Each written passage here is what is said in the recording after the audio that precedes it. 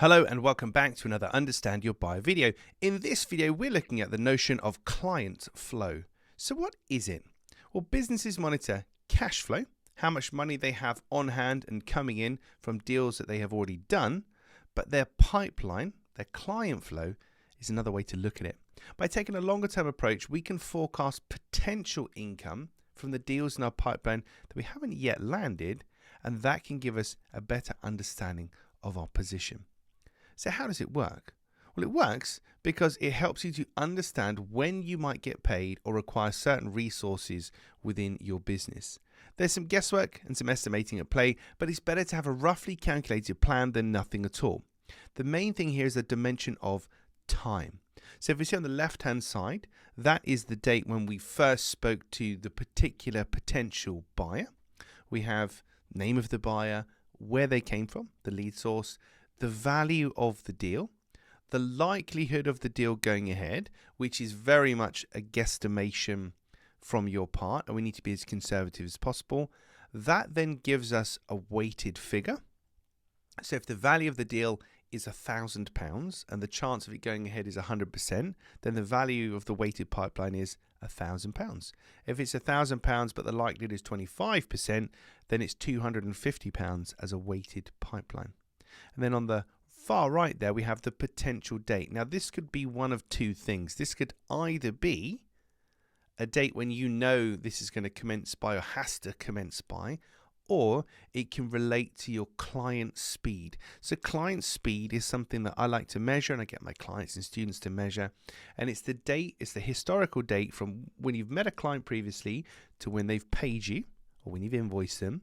How long does that take on average? For me, on average, at the time of recording, it's about 12 weeks. So I know if I speak to you today as a potential client, approximately 12 weeks from now, on average, if you're going to buy, that's what I can expect you to buy. So that gives me that date, that potential forecasting date. So that's approximately what it looks like in real life. Now, you may well have a pipeline of potential deals. Well, I'd hope you'd have a pipeline of potential deals, but perhaps no real understanding of when they might proceed. And it's that element of time, that's the thing that makes forecasting a little bit easier, and this notion of weighting your pipeline so you can understand and calculate what's the likelihood of something happening. So we can forecast ahead 2 months, 3 months, how much money we quote unquote should be making. It's a complete forecasting guesstimation for how much we should be making. And if that's dramatically less than you need it to be, then you know to act well ahead of time. So how can you use it? Well, firstly, you need to have an understanding, like I say, of your client speed. And for me, it's about 12 weeks. The time it takes from meeting somebody to you invoicing them or them paying you.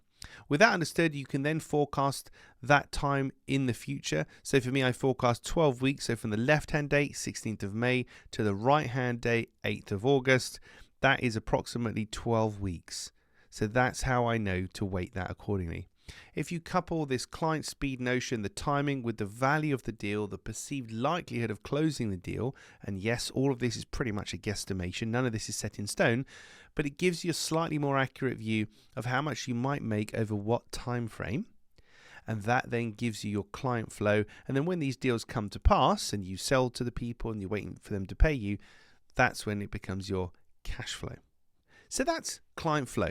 Like cash flow, understanding how many potential clients are in your pipeline and when they might land will just help you to plan much better for the future.